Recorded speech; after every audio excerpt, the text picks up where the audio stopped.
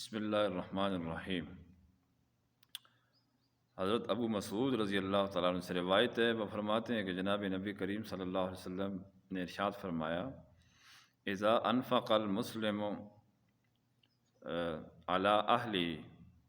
وهو یحتسبها کانت له صدقۃ۔ جب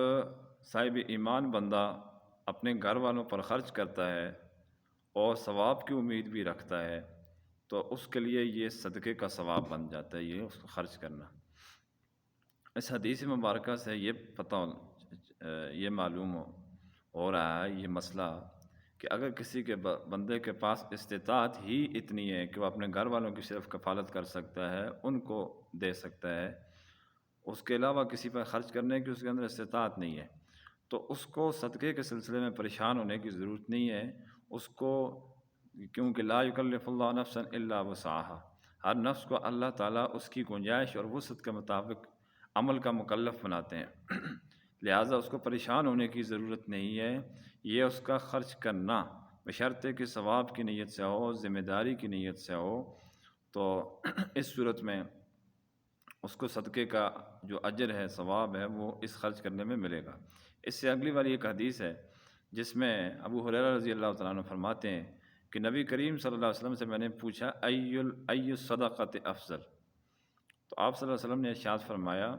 جہد المقل وابدأ بمن تعول، کہ غریب آدمی،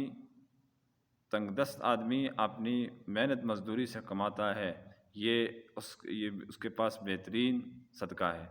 اور اپنے اہل و عیال پہ خرچ کرنے سے ابتدا کرو تم۔ اس کا مطلب یہ ہوا کہ سب سے پہلے اگر بندے کے پاس استطاعت ہی اتنی ہے کہ وہ گھر والوں کو دے سکتا ہے تو اس کو چاہیے کہ ابتدا جو ہے وہ خرچ کی اپنے گھر والوں سے کرے، اس کے بعد ترتیب وار ہے، اس طرح مطلب بہن بھائی ہیں، خادم ہے وغیرہ وغیرہ، خادم کی استطاعت نکل جانے کے بعد پھر بعد کے لوگ جو دور دراز کے لوگ ہیں یا جو کچھ بھی ہیں رشتہ دار، تو اس اعتبار سے خرچ کیا جائے گا، لیکن سب سے پہلے ابتدا جو ہے گھر والوں سے کی جائے گی۔ یہ امیر بندے کی بات نہیں ہے،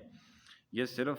اس بندے کی بات ہے جس کے پاس استطاعت ہی اتنی ہے، جس کی محنت مزدوری اتنی ہے، جس کی آمدنی ہی اتنی ہے کہ اس کی گھر کے والوں کی کفالت ہو سکتی ہے، اس کے علاوہ کسی کو نہیں دیا جا سکتا، اس کے پاس گنجائش نہیں ہے، تو اس کو گھر والوں پر خرچ کرنے کا اجر و ثواب اللہ تعالیٰ عطا فرمائیں گے، بشرطے کہ اس کی اس سلسلے میں نیت درست ہو۔ وآخر دعوانا ان الحمد للہ رب العالمین۔